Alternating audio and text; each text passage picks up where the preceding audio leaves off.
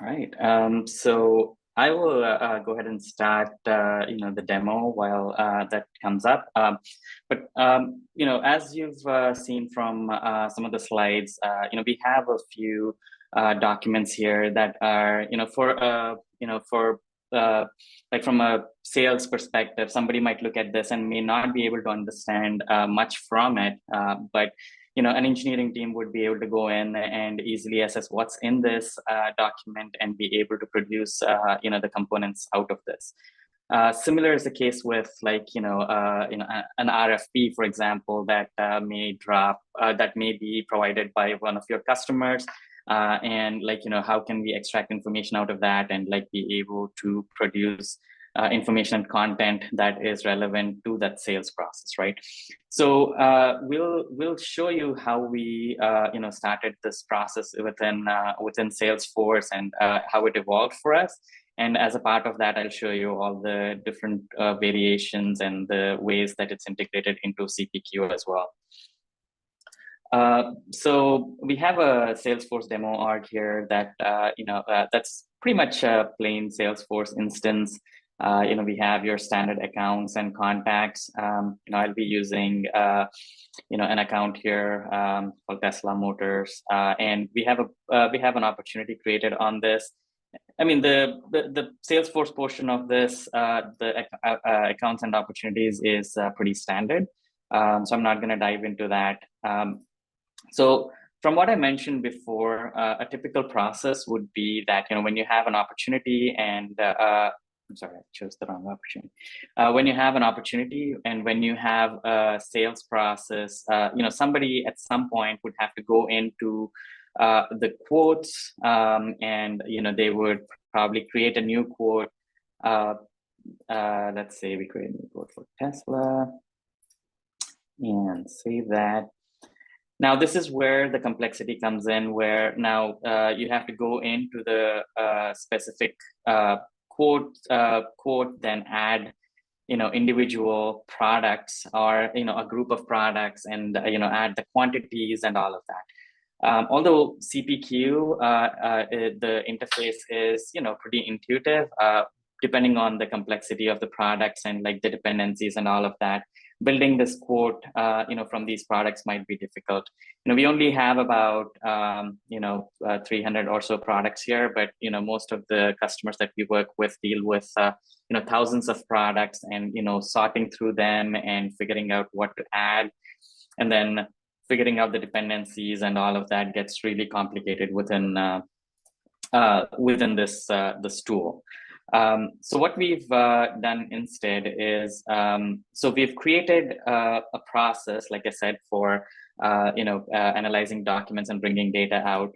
The first thing we started doing was being able to read information that's not just text, right? I mean, we wanted to read information that can be product images and text in in more of a image format and things like that.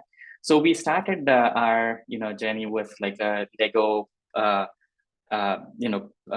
instruction booklet, right? And figuring out how we extract information out of that. So I'm just going to show you a quick example of what we did with this. So what you'll see here is there's a bunch of bricks here. There's obviously some product numbers. But the idea here was we extract the information about the image, be able to compare that image with your stock images of your products that you, or components that you may already have, and then produce the part numbers that are needed and the quantities that are needed as well. So what you'll see now when I hit next here, although the UI is not doesn't show all the awesome things that are happening behind the scenes. This PDF was sent to that AI model that we talked about, and we got the product numbers and the quantities that are required for this for the document that we submitted. Now, when I hit next, this is where a lot of automation happens. Right now, like I said, we are just creating a quote and a quote line items with with a single price book. But since we have this data available, we can pretty much use this data any way we want to automate processes within Salesforce as well. What you'll see here, there's all the line items added. There were about 15 products or so, all of them added, all of them priced. Obviously now if you want to change any of this information, it's all here. It's just easier for you to update the quote and produce a quote document here as well. And the next thing we can do is also when we generate a document, generate a quote for the customer, what we've done here is used elements of both Salesforce AI and our model to be able to produce text that's relevant to the products that we've added into the quote. So if you have right now, what I'm going to show you is a very simple document, but if you have, for example, an SOW that you would produce, or like a order form that you'd have to send with all the terms and conditions, they can be pulled based on the information that that we've provided. Here, what we've added is very generic. This is based on the limited training that we did, but everything here is embedded, and the quote is ready to be sent out to the customer as well. And now that we have the basic tool set of figuring out the image portions of a document, we then train the model with something more complex. So now I'm gonna go ahead and choose one of the other models, which is our Solar Array, and here, before I hit next, I want to show a few things. This is a 56 module, array, like a solar array, and what we are building here is the tracker for this solar array, right? And so there's many parts that are involved here. What you'll notice also is there's two sections in this array, and there's components that are highlighted and with some level of detail that was added to each component. So our model now will assess this, take this document, assess what's in this document, and produce results. And this is one of the use cases where we've trained the model pretty thoroughly, I would say. I mean, the accuracy of these results is over 90% for this type of documents. So when I hit next, it's doing the same thing. We are sending this information to the API, and we are waiting for the response. Now, this is where you'll start seeing some of the aspects of the model that that are more intelligent, right?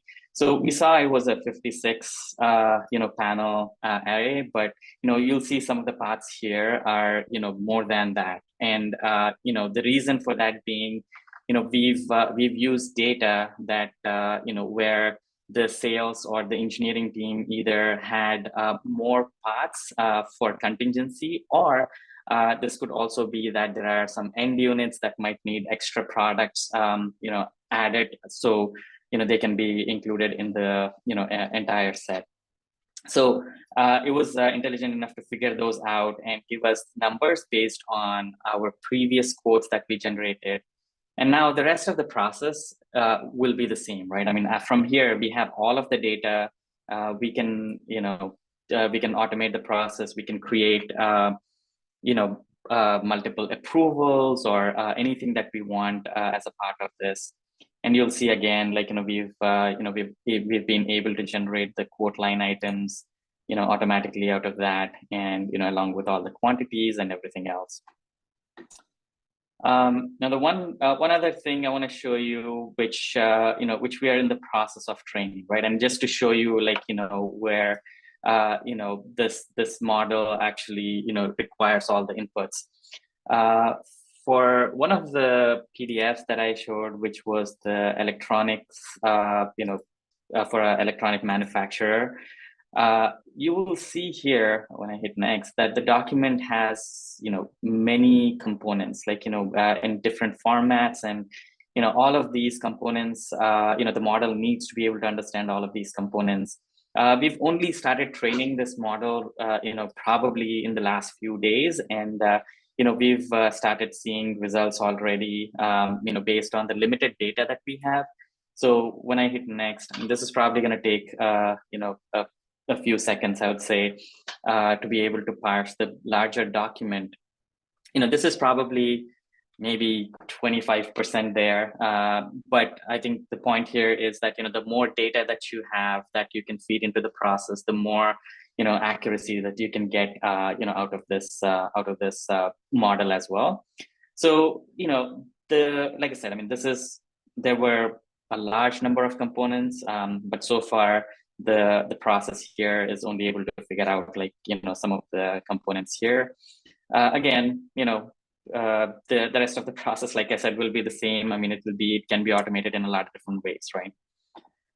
So that's one of the areas that we focused on, which is these schematics that are complex. It could be a blueprint for a house, and we are able to figure out, like, what's needed from a material standpoint and a labor standpoint based on the data that you load. Or it can also be something like a plain text RFP, right? That one of your customers is is issuing, and in this case, this probably doesn't need as as complex process as for the other ones. If I can show one of these. We just picked up RFP from the internet, and we just ran it through the model. This is predominantly text, and in some cases they may have like a architecture diagram that they're looking to solve for. So what we did initially right now is we take this document and ask the question of can you give us a summary of what requirements the customer has, right? And obviously the model was able to produce information here that that is specific to that document. Now, the way that we would use this information is during your sales process, like let's say you're trying to qualify whether this opportunity is worth pursuing. We can look at the requirements and your core capabilities and say, does this satisfy your company capabilities, and can you proceed forward with this RFP? So we can automate some of those decisions and progress you through this process. And as you go through the quote process here too, if there are architectural elements here that your team produces, or if the customer provides you, we can make those inputs in the process and provide a quote based on that.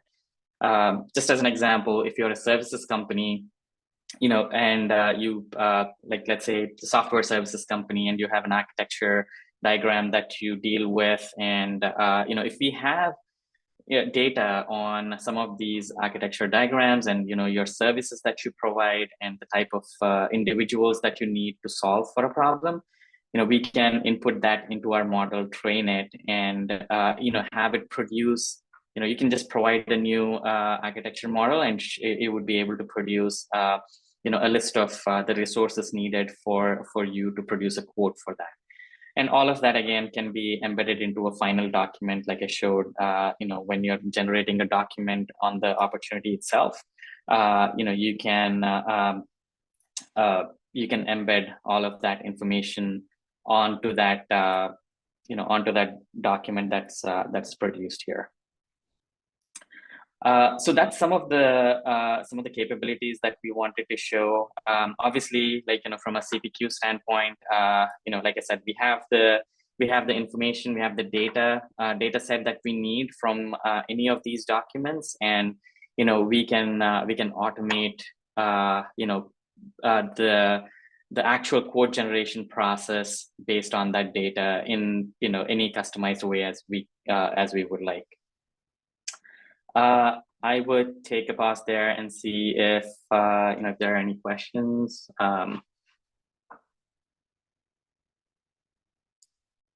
Sunil, I don't see any questions in the chat, but if folks on the call want to come off mute and ask a question, feel free to do so.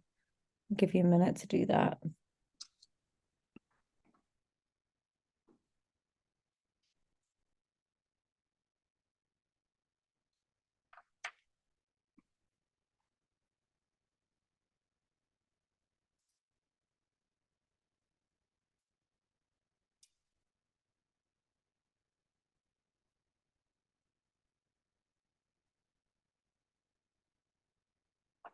All right. Missed the start of the webinar. Will recording be shared later? Yes. Sophie will definitely share a recording.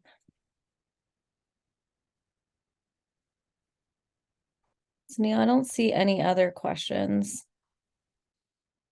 Yeah, so I think if there's no other questions, I think the one or a couple of things that I want to point out here is, although we've shown the input documents to be specific to an industry, if you have any kind of document that you use, whether that's an Excel sheet or like like I said, a free form text document, we can extract this information based on any of those inputs and be able to produce enough data for us to automate the code building process and avoid having to manually type it into Salesforce, or even the need to search for it within the quoting process and all of that. The AI portion from a Salesforce standpoint also is as it evolves, the way that we build this solution is that the UI aspect, the code building aspect can all be compartmentalized and can be reused. So if there is a new AI model that you would want to go after, we can reconnect things as long as the output from that model is similar to what we get now from the current model. Sunil, we have a question in the chat. What data are you using to train your models? Do you need to develop customer-specific models, or will your models work for all customers within a given industry? Right. So, and I'll let Bhagawan also answer this, but the training the model has to be done with customer data, right? Like, so what we've done with this demo is trained our model for specific use cases, where we said, in a construction industry where we are building these solar farms, how do you generate quotes, right? So it would be very customer specific, that they would, the assumption is that our customers would have information on the documents that they looked at to produce quotes, and we make that an input into our model. But Bhagwan, do you want to add anything there? Yeah, absolutely. So that's a great question, actually. So there are two things here. The data to train the models obviously should come from the customers, whoever either is the manufacturer or user of the components, is that data from the customer. And training the models is, there are two things here, like, either we train from the scratch or, so we don't need to train from the scratch. We only fine tune the model for this specific data. And, the model already comes up. These are all pre-trained models. They come up with, reasoning and some portion knowledge of it. And we are adding more knowledge of the data is nothing but the knowledge. We're adding that knowledge to the model so that, it can answer your specific questions, either RFP or electronics or mechanical related.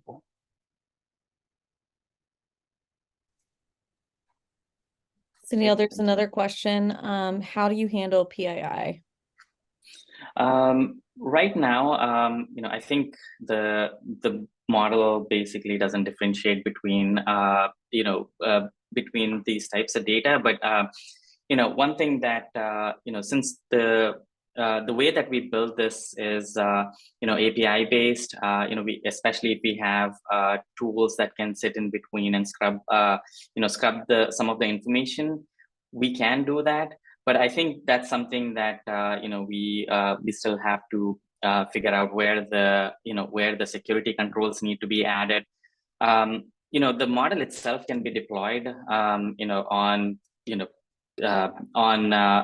right? Or on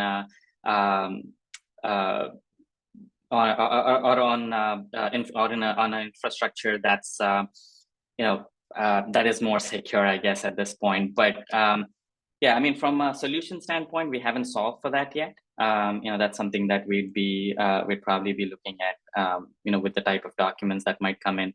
In most cases, the documents that we are referring to are more oriented towards the sales process itself, and not, individual information as such. So we haven't touched on that yet. One more question. Which languages are possible for the files? Working in a multi-language environment, so would have files in different languages. Bhagwan, can you take that? Yeah, sure. Absolutely. These are great questions. So as you know, the field itself is evolving. Now we are seeing models that are trained on different languages, as well as, understanding, converting from one language to another language, natural language processing, and converting the text to video, video to text is all possible now. And of course, it's a multi-language environment. Absolutely possible.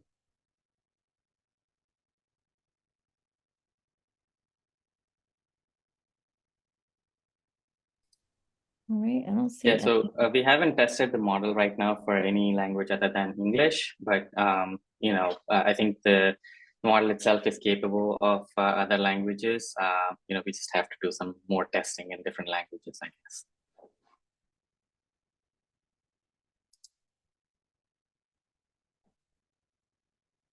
All right, any other questions, or if folks want to come off mute, ask Sunil to show something else while he has his screen up.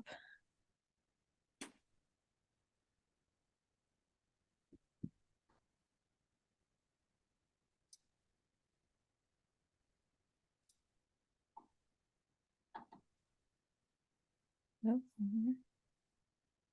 Would you be able to handle amendments?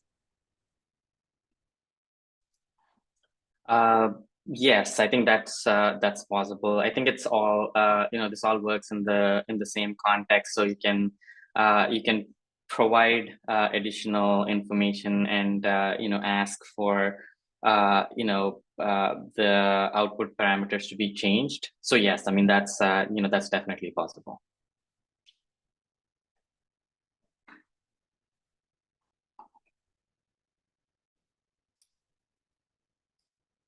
I don't know if you want to add anything else there as well. Yeah, sure, Sunil. So since this are, as I said, they come up with a reasoning as well as knowledge. It's a simple, like you ask something to store, like this costs $100, and you amend with a change of $120. So you don't need to explicitly mention that. It automatically handles the amendments as soon as it is passed through the document or any other information.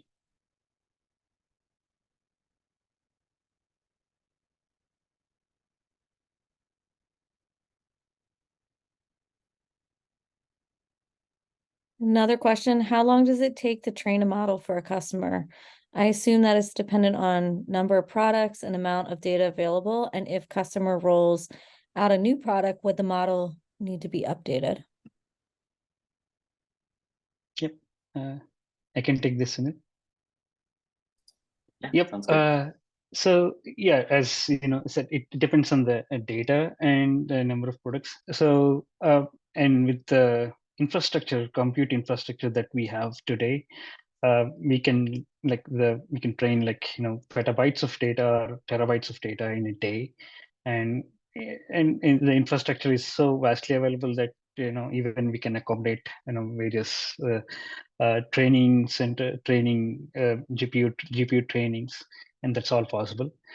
And then, like on a new product, if the model needs to be updated, yes, of course. It's not that we update every aspect of it. It's only the new knowledge or new aspect of things that have been updated. We just give those updates to the model, and that shouldn't take much time to update the model. And this, once it is trained on that specific data, and this model would suit to that specific requirement of the customer, and the customer owns that model.